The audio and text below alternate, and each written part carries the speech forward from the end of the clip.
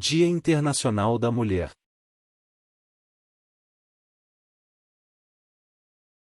Com a palavra, as mulheres da Justiça Federal do Paraná. Boa tarde, meu nome é Bárbara Bacamargo Morosini, eu sou servidora lotada na Divisão de Conciliações aqui de Curitiba. Além de atuar como conciliadora e facilitadora nas audiências, eu também auxilio no Sejuri, no Centro de Justiça Restaurativa, como facilitadora. E chegando perto do Dia das Mulheres, eu acho que se eu tiver que analisar uma das maiores conquistas das mulheres na história, eu diria que foi, bem para mim, tanto o acesso às faculdades quanto ao mercado de trabalho.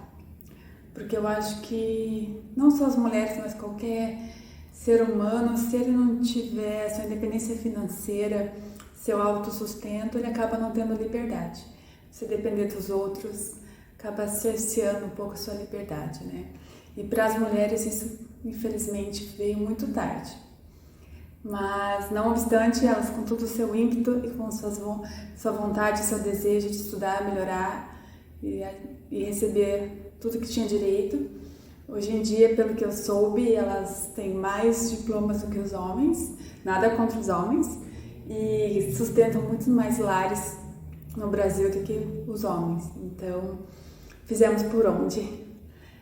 E eu quero parabenizar todas as mulheres e nos fortalecer para que a gente faça muitas outras conquistas que ainda estão pendentes, Infelizmente, sabemos que a violência contra a mulher ainda é muito grande, há muito machismo no Brasil, mas a gente continua a luta. Feliz Dia das Mulheres! Meu nome é Karime, eu estou lotada na 3ª Vara Federal de Cascavel, também vinculada ao Sejuri de Curitiba como facilitadora de justiça restaurativa. Eu acredito que a grande conquista da mulher foi o direito ao voto, porque é o reconhecimento da sua capacidade de pensar e tomar boas decisões, porque vai interferir diretamente no futuro do país.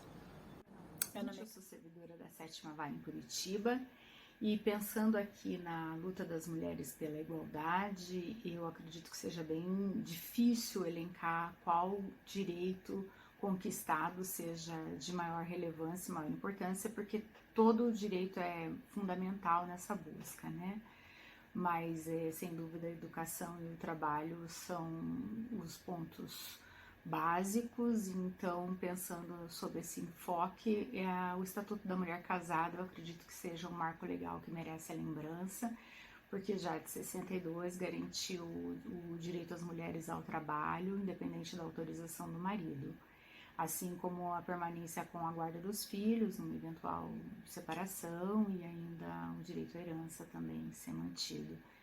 Então, eu acredito que vale a lembrança. E na minha vida pessoal, eu trago também o fato de eu ter engravidado na universidade ainda, aos 19 anos, no 2º ano da faculdade de Direito, e ter decidido, então, ali como um acordo no ambiente familiar, que eu não pararia, não interromperia nem por um tempinho pequeno, curto, os estudos, porque as estatísticas mostravam que depois era muito mais difícil a mulher voltar à universidade se interrompesse. Então foi uma decisão complexa, difícil, porque se tratava de um bebê, primeiro filho, um casal, mas eu contei com o apoio da família e isso foi muito importante, porque até me garantiu hoje estar aqui, nessa instituição onde eu estou, a independência financeira, enfim, foi uma conquista que vale a lembrança. E agradeço a oportunidade da instituição, a comemoração a todas as mulheres, parabéns, e a luta continua, agora com já garantido o estudo, o trabalho, em busca das novas conquistas e das novas problemáticas atuais aí, como a violência, assédio e outros temas tão fundamentais. Obrigada. Olá, eu sou a Cláudia, servidora da 12ª Vara Federal de Curitiba e membro da comissão do Sejuri, Centro de Justiça Restaurativa aqui no Paraná. gostaria de destacar 3 grandes vitórias das mulheres ao longo da história. Começo com o voto, essa possibilidade de eleger os nossos governantes e também definir aquelas pessoas que vão criar as leis. Segundo, a criação das delegacias da mulher, que permitiram um atendimento mais humanizado, mais especializado, evitando revitimização de tantas mulheres vítimas já de violência. E uma bem recente, que eu acho muito interessante, é a consideração da importunação sexual como um crime. Vimos que isso durante muito tempo foi tratado de uma forma natural, quase que banalizada, e muitas pessoas sofreram com isso em tantos lugares, inclusive até dentro das instituições. Então, creio que foram grandes conquistas para toda a humanidade. Obrigada. Olá, meu nome é Cláudia, sou mulher, sou filha, sou mãe, sou servidora da Justiça Federal em Foz do Iguaçu e facilitadora de justiça restaurativa. Para mim, o direito mais importante que as mulheres conseguiram conquistar foi o direito à educação, porque esse direito nos permite ocupar espaços, lugar de fala e, sobretudo, nos permite, com a nossa própria voz, pleitear e defender direitos que nos são tão próprios. Eu tive uma experiência que eu sofri, infelizmente, violência obstétrica no nascimento da minha primeira filha, e a partir disso eu resolvi colocar a minha experiência e o conhecimento de direito a serviço. E junto com outras mulheres aqui no município de Foz do Iguaçu, fizemos audiências públicas, conseguimos aprovar uma lei municipal que permite que as mulheres sejam acompanhadas por suas doulas no trabalho de parto e também extinguir algumas práticas que eram bastante nocivas. E por isso que eu acredito na educação. A educação nos dá espaço, nos dá lugar e permite que a gente seja quem a gente é, mulher, tão especial quanto uma mulher pode ser. Claudimare Rossi Kern. Divisão de Documentação e Memória. Qual conquista feminina você considera mais importante para a mulher ao longo da história? Por quê? Conquista. Movimento #MeToo, eu também. O movimento surgiu em forma de hashtag nas redes sociais, mas logo ganhou notoriedade ao ser adotado por celebridades hollywoodianas. Apesar de ter tido bastante repercussão no ano de 2017, foi ainda em 1996 que a expressão #MeToo foi pensada pela primeira vez. Foi a ativista Tarana Burke, que luta pelo empoderamento das jovens mulheres negras, que iniciou o movimento. Depois de escutar o relato de uma criança que sofria abusos sexuais do padrasto, Tarana Burke não teve coragem de dizer para ela, eu também. Esse remorso corroeu a americana, que somente anos depois teve a força para falar ao mundo, Me Too, ou seja, eu também. A ideia de propagar o movimento foi criar empatia entre as vítimas de assédio. A popularidade da expressão veio com o Twitter, quando a atriz americana Alyssa Milano, de 44 anos, tuitou o termo. Ela fez isso depois dos escândalos com o produtor Harvey Weinstein. Harvey Weinstein era um dos maiores produtores de Hollywood, fundador da Miramax e da The Weinstein Co. Ele já venceu o Oscar e produziu grandes sucessos de bilheteria como O Senhor dos Anéis. Foi o jornal The New York Times que abriu as acusações com entrevista da atriz Ashley Judd. Em seguida, apareceram outras e outras narrando as atitudes desprezíveis do poderoso magnata da indústria cinematográfica. Ao todo, mais de 20 mulheres acusaram Weinstein de assédio sexual, insinuações ou estupro. De acordo com o jornal El País, o movimento #MeToo ajudou a disseminar pelo mundo o combate ao assédio sexual. O Diário Espanhol revelou que a busca pela palavra feminismo no dicionário Merriam-Webster aumentou 70% somente no ano de 2017. Nunca antes tantas mulheres e também homens de diferentes esferas haviam se definido publicamente como feministas, palavra maldita durante anos, define o El País. Os países europeus também aproveitaram a tendência para endurecer seus debates contra os assediadores. Na Suécia, foi votada uma lei para deixar claro o que é abuso do que é consentido. Na França, algo parecido também está em discussão. Os dados oficiais revelam o quanto o abuso é uma constante em todo o mundo. Segundo a Organização das Nações Unidas, a ONU, 1 em cada 10 mulheres são assassinadas pelos seus companheiros.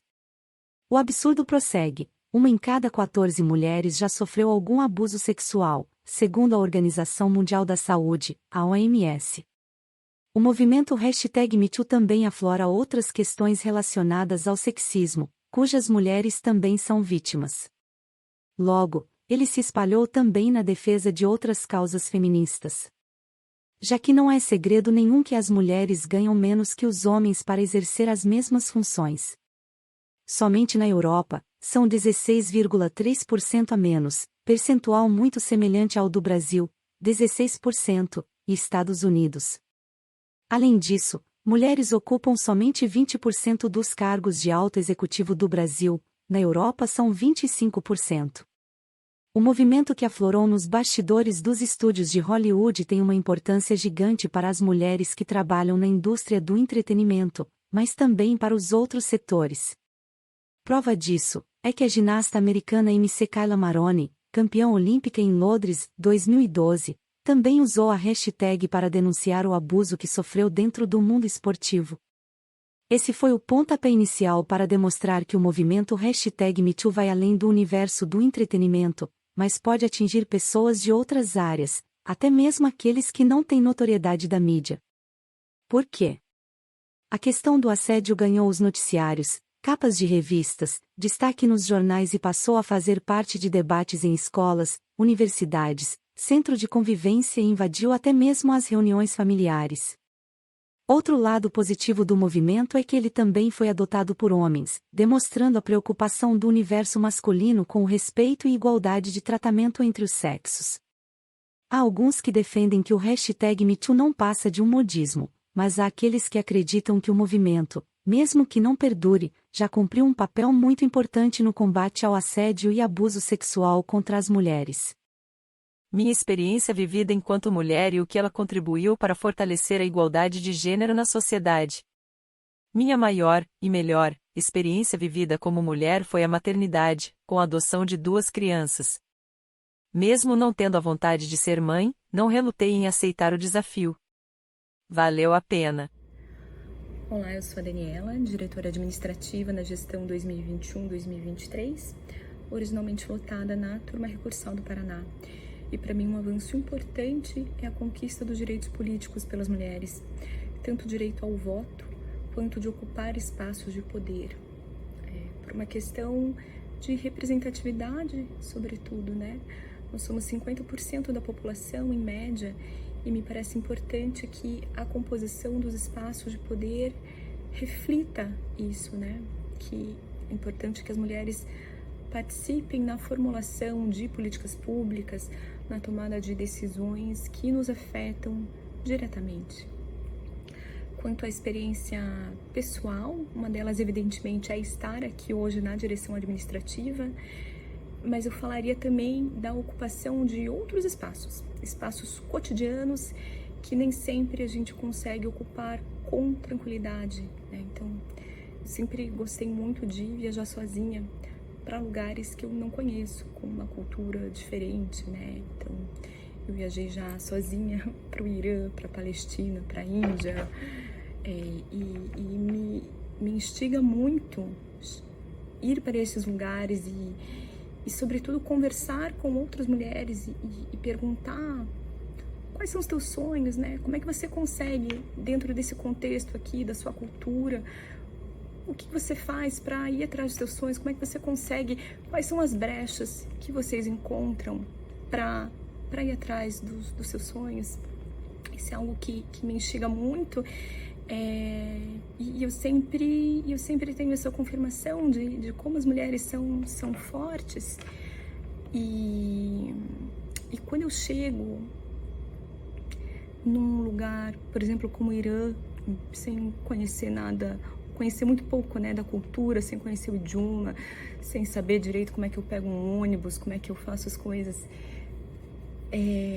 ao mesmo tempo que me dá um frio na espinha, também me dá, não sei, eu me sinto muito poderosa indo sozinha para esses lugares, né, não sei explicar. E as pessoas me perguntam, né, escuta, você não tem medo de ir sozinha para esses lugares, ou de viajar sozinha, ou de andar sozinha por aí?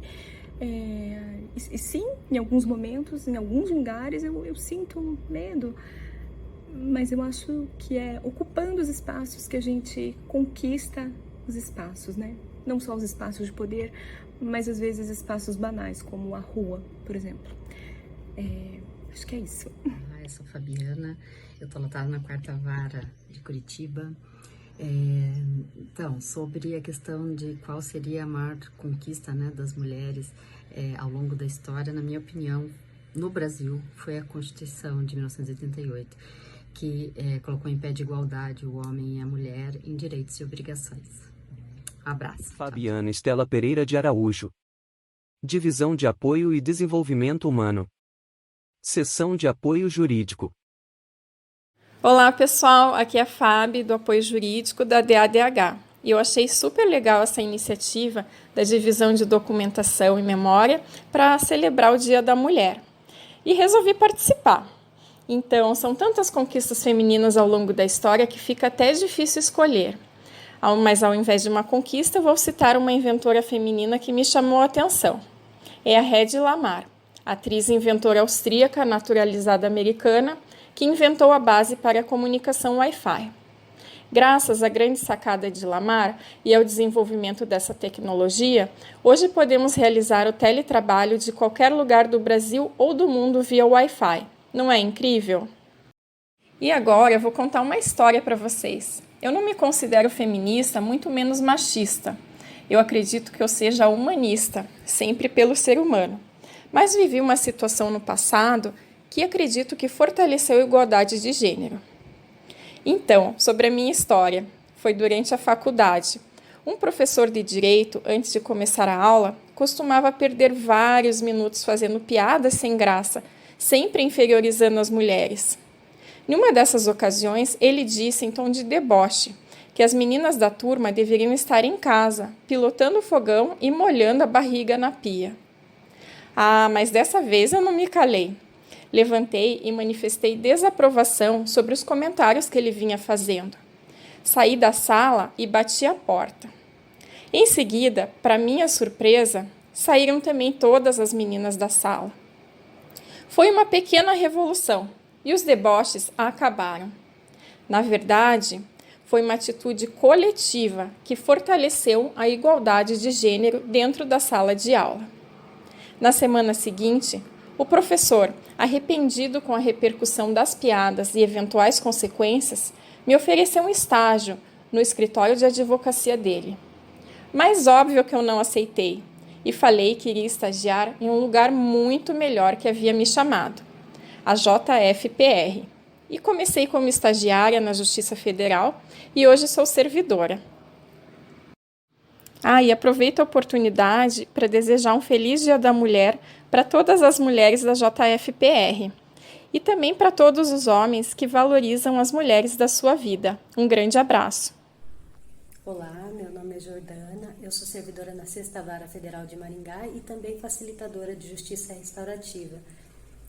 Para mim, a maior conquista feminina nos últimos tempos foi o direito ao voto paritário e igualitário. A servidora Kelly Cristina Laurentino nos enviou uma história real e inspiradora a todas as mulheres da JFPR. Vamos conhecer um pouco da biografia de Joana Inês de la Cruz?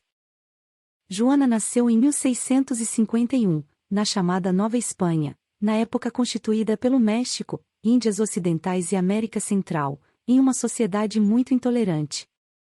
Foi autodidata, sempre leu muito sobre mitologia, filosofia, jurisprudência, história, além de ter escrito livros, poesias, peças teatrais e cartas. Aos 19 anos ingressou para uma ordem religiosa com o objetivo principal de ter liberdade para estudar, porque a vida como freira, naquele momento histórico, era o único caminho de acesso ao conhecimento. Não poderia ser uma solteira letrada e se casada fosse, diante da condição e o papel da mulher naquele século, também não conseguiria realizar esse desejo. Com sua escolha, seus escritos, suas bandeiras e sua vida de dedicação ao conhecimento, antecipou algo do feminismo dos tempos modernos. É considerada uma das maiores poetisas de língua hispânica e a primeira teatróloga das Américas. Conhecida como a Monja da Biblioteca, tinha um acervo particular de aproximadamente 1.500 livros. Foi perseguida pela Igreja por defender o direito de acesso ao conhecimento às mulheres do seu tempo. Rejeitava a ideia de que a mulher fosse um ser inferior, afirmando que a tolice não seria um atributo exclusivo do sexo feminino, tampouco a inteligência um privilégio do universo masculino. Posturas firmes e exemplos nobres como o de Joana de la Cruz abriram caminho para que, depois de séculos e séculos de opressão e de absurdos inenarráveis, nós, mulheres, pudéssemos ter acesso ao conhecimento e, por consequência, liberdade para fazer escolhas efetivamente mais convenientes aos nossos próprios interesses. Obrigada, Joana de la Cruz. Doutora Leda de Oliveira Pinho. A aposentada. Feminismo, cidadania e magistratura, recorte histórico. É com Olympe de Gouges, uma das autoras da Déclaration des droits de la femme et de la citoyenne em 1791, que se pode falar de feminismo como movimento social e como teoria. O documento sustentava que a mulher possuía, tanto quanto o homem, direitos naturais e que deveria participar na formação das leis, direta ou indiretamente, pela eleição de representantes. Passados 100 anos daquela declaração, o direito ao voto ainda permanecia restrito ao sexo masculino.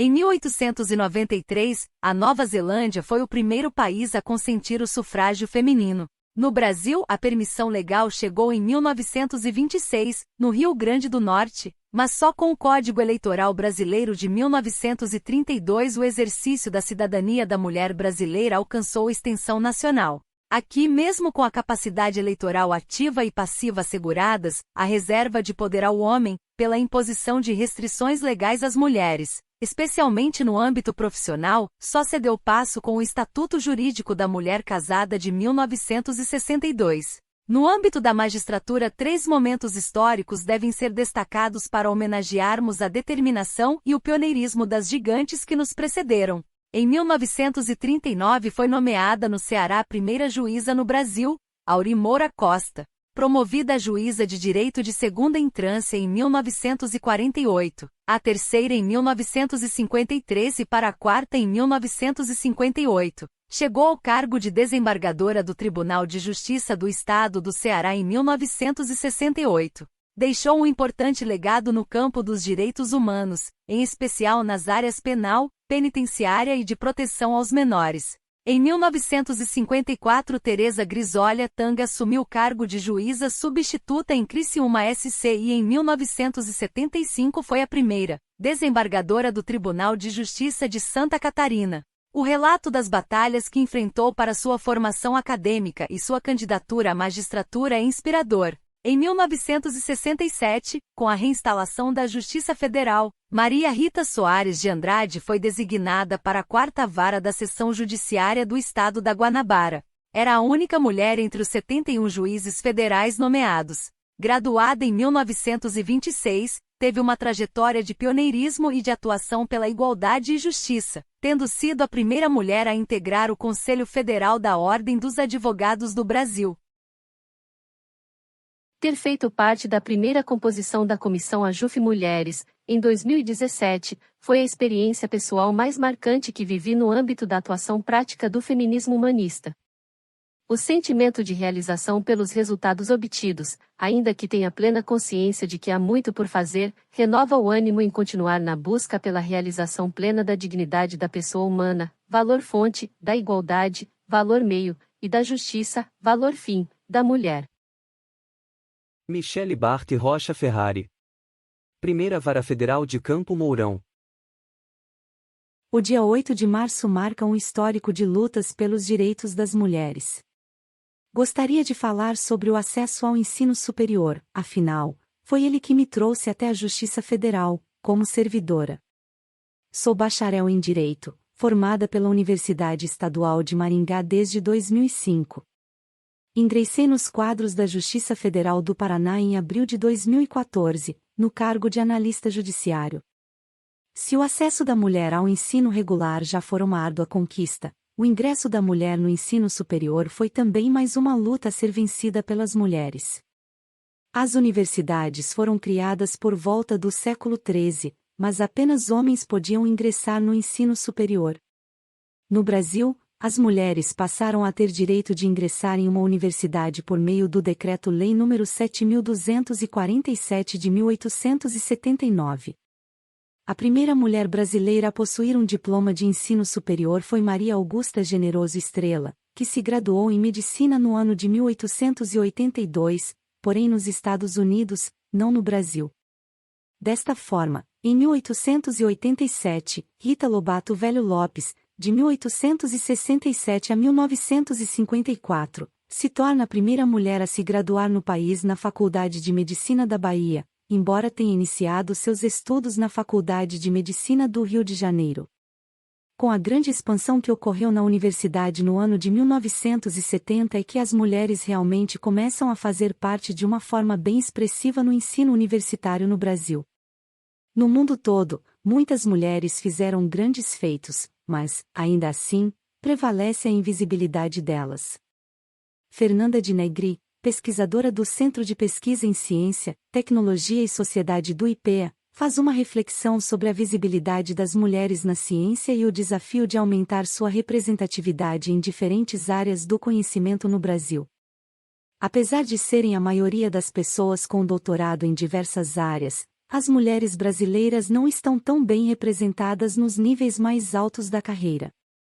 Um estudo recente mostrou que as mulheres representam apenas 24% dos beneficiários de um subsídio do governo brasileiro concedido aos cientistas mais produtivos do país, a Bolsa Produtividade. A subrepresentação em posições de liderança ainda persiste. As mulheres cientistas são apenas 14% da Academia Brasileira de Ciências. Michele Camara Garrido de Freitas. Segunda Vara Federal de Guarapuava. Ser mãe ou priorizar a carreira? Eu me deparei com esse dilema e fiz a mim mesma essa pergunta em 2016. Eu estava com 33 anos, estava focada em estudar para a magistratura e eu temia que a maternidade fosse prejudicar os meus estudos. Mas após uma conversa muito franca com uma colega, eu decidi engravidar. O resultado foi que eu fui para a segunda fase da magistratura no TRF da 4ª Região. Porém, eu fui grávida de 9 meses. Com muita dificuldade, carreguei aquela mala pesada com a legislação até o local da prova. Eu não passei na prova, mas eu tive a bênção de ser mãe. E essa foi a decisão mais acertada da minha vida. Porque um ano depois, quando meu filho estava com exatamente 1 ano, eu descobri um tumor maligno e o tratamento oncológico hoje deixou sequelas. Uma delas é que eu não posso ter filhos mais. Então, se eu não tivesse engravidado lá em 2016, eu não teria tido filhos. Eu não conheceria essa experiência, que é simplesmente a melhor experiência que eu já tive na minha vida, porque foi só após ser mãe que eu conheci o significado das palavras amor incondicional e felicidade plena. Olá, meu nome é Nice, estou lotada no Sejuri, que é o Centro de Justiça Restaurativa da Seção Judiciária do Paraná. Adorei a provocação do setor de memória institucional, acho muito bacana a gente comemorar 8 de março, falando das conquistas femininas, da igualdade de gênero na nossa sociedade. E pensando que uma conquista tão difícil, né, são conquistas tão árduas, tão difíceis de terem sido conquistadas, demorou tanto tempo para a gente ter algumas conquistas bacanas, escolher uma só parece uma missão impossível, mas pensei bem e eu resolvi escolher como uma conquista feminina, né, importante na história, o nosso acesso ao ensino superior, né, por incrível que pareça, antes do final do século XIX, tão perto aí, não temos tanto tempo assim longe do final do século XIX, a mulher não podia frequentar o ensino superior, a mulher não tinha autorização para frequentar faculdades, universidades, e isso veio apenas aí no final do século XIX, e eu escolhi esse momento como histórico para as mulheres, porque eu considero o conhecimento libertador, eu considero o conhecimento transformador e eu considero que o conhecimento é poder. Com o conhecimento, a gente consegue, enfim, ir atrás das transformações que a gente quer no mundo, das transformações que a gente quer que aconteçam. Então, eu escolho essa como uma conquista histórica para as mulheres, o acesso às universidades. Quanto a uma experiência legal que eu tenha vivido, que tenha contribuído para a igualdade de gêneros na sociedade, o que eu posso dizer assim, que eu tenho feito, que eu sinto que eu realmente tenho contribuído, eu tenho, na medida do possível, votado em mulheres. Eu decidi por escolher representantes mulheres para as esferas do poder. Então, quando eu posso votar em mulheres, eu voto em mulheres. Eu acho que a gente não tem como viver numa sociedade realmente igualitária, a gente não tem como falar em igualdade de gênero se a gente não tem representatividade. Eu acho que é fundamental que as mulheres votem em mulheres, que a gente tenha, sim, representantes adequados nas esferas do poder. Olá, meu nome é Paula Nascimento, eu sou servidora da Justiça Federal, atualmente lotada na 12ª Vara Federal de Curitiba. Também sou membro da Comissão de Prevenção e Enfrentamento ao Assédio Moral, Sexual e contra a Discriminação da Seção Judiciária do Paraná. E também sou facilitadora em Justiça Restaurativa, atualmente compondo o quadro do Centro de Justiça Restaurativa do Paraná. Bom, quando eu penso numa experiência muito legal que eu tenho vivido e que toca diretamente a pauta de igualdade de gênero, foi o fato de me tornar mãe, e mãe de um menino. Quando a gente fala da pauta feminista, a gente sabe dos inúmeros avanços e marcos que a sociedade ganhou nos últimos tempos. Apesar do que ainda falta muito, né? Mas, junto com essa pauta feminista, vem uma outra discussão que é extremamente necessária e que a gente tem que trazer à tona, que é falar sobre masculinidade tóxica.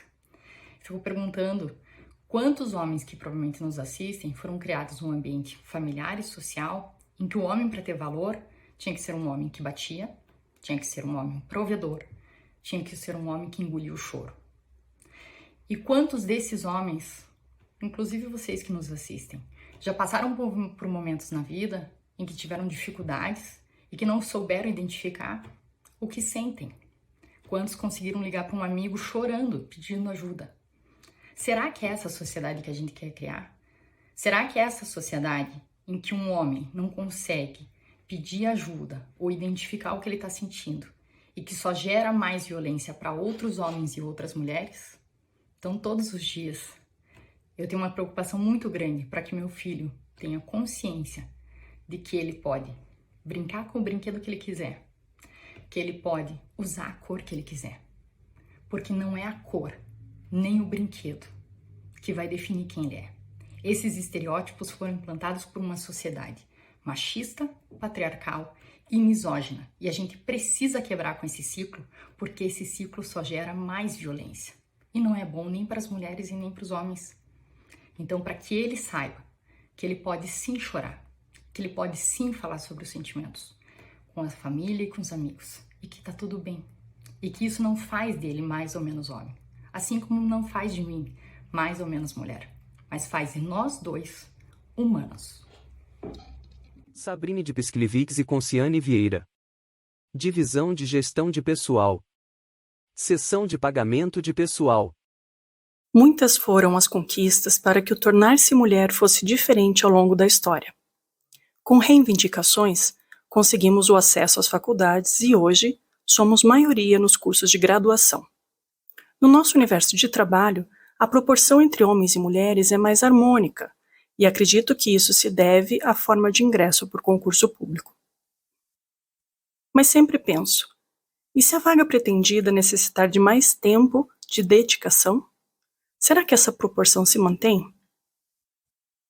Porque muitas vezes ficamos no meio do trajeto, mesmo que esse não seja o objetivo?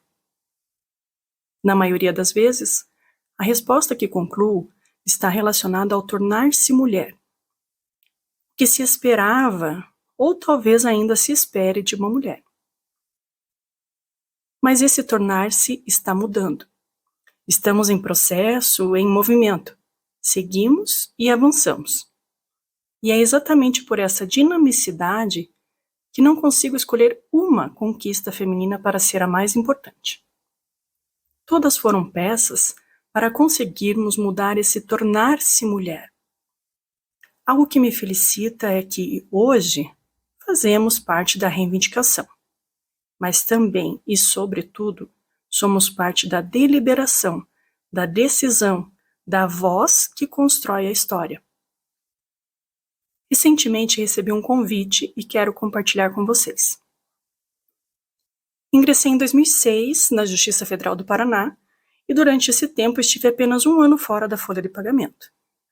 E nessa jornada de aprendizado, por ter vivido e sobrevivido às atualizações, consegui acompanhar desde o início a evolução do SER, o nosso Sistema Eletrônico de Recursos Humanos.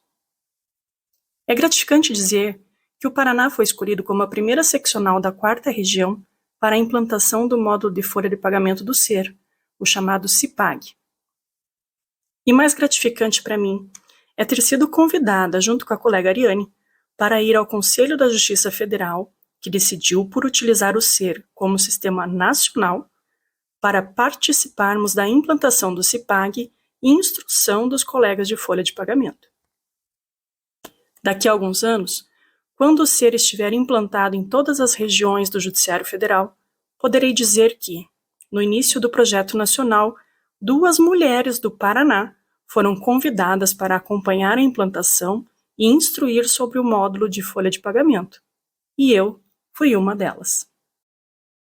Não deixem de conferir a edição do Momento Memória Biografias deste dia 8 de março, que traz a história da nossa primeira mulher biografada.